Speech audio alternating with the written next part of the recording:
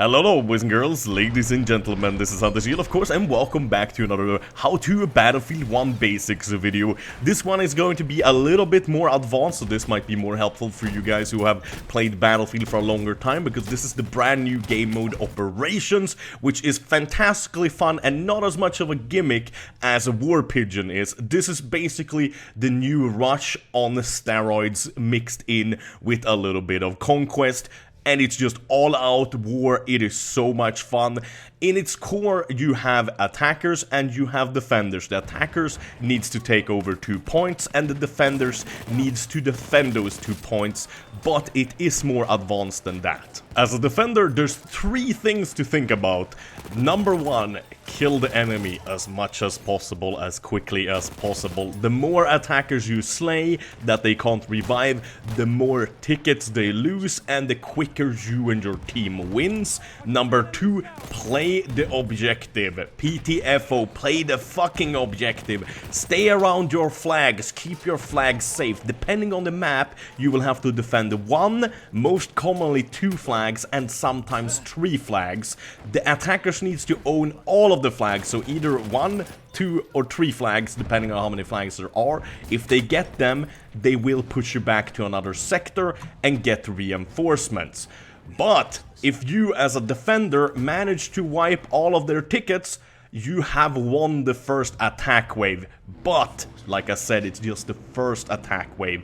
The second attack wave, the attackers get a behemoth. Third, and maybe most important to do as a defender, is killing the behemoth as quickly as possible. I will make a video on this later on actually, but just as a quick tip, aim for the gondolas when it comes to the airship. You will disable the actual guns themselves and killing the people in them, arming the guns, making it harder for the airship to actually kill your friendlies and making it easier for you to defend. If the enemy does manage to take all of the flags on that map in sequence without losing all of their tickets when you are defending, they will push you on to the next map. They will still only have as many attack waves left as they did on the first map, so if they were on their third attack wave, they will only have that third attack wave left, but they will get a new fresh full regiment of 150 tickets to attack you with, so you need to really dig in deep.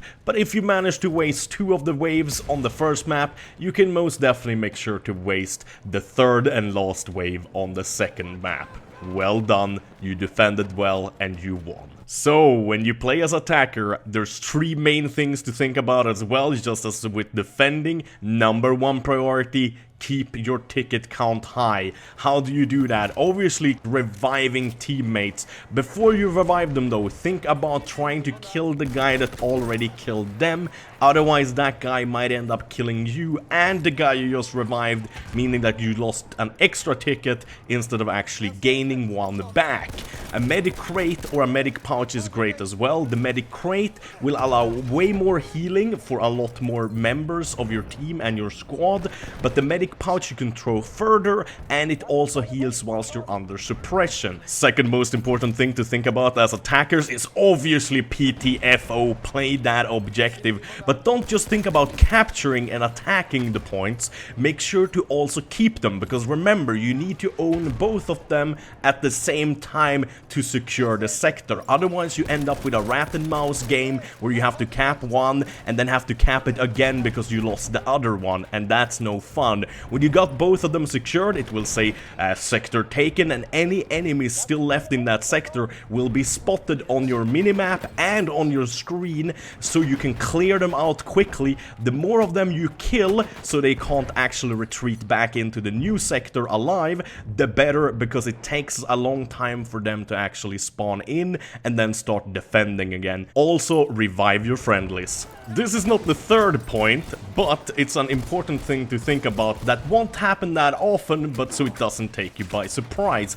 If you and your team attacks fantastically well and manage to take the first map on your very first attempt out of 3, the enemy defenders will actually get a behemoth on defense on the second map. But this has only happened to me once, and I have very good teammates a lot of the time, so it's more of a curiosity thing to tell you guys about. Third important thing to think about as an attacker is obviously keeping your behemoth alive. It's the mirror of the defenders. They need to kill it quickly and you need to keep it alive. But what do? You can't repair it, can you? No, you cannot. But you can keep the enemies off it. You can get into a plane if you're good with flying, shoot down enemy aircraft trying to bomb it. If you're not very good at flying, you might get into an enemy aircraft and just man one of their guns and helping out if there's a second seat. If you're bad with those guns, you can even get into a second or third seat and jump out on top of one of their AA guns or close to it and killing the person manning the AA gun, making sure it's gonna be out of action for some time, but that's probably gonna be kind of a suicide mission that you're not coming back from, so it's definitely gonna cost your team one ticket.